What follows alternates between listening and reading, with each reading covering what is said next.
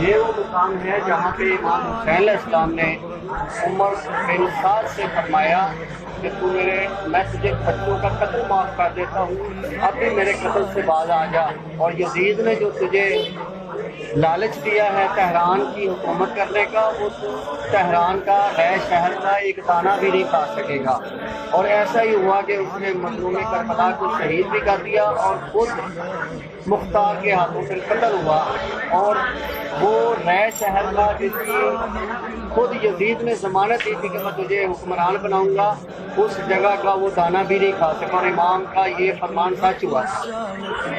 یہ بازار کھڑا ہے، یہ متصل ہے امام حضرت عباس سے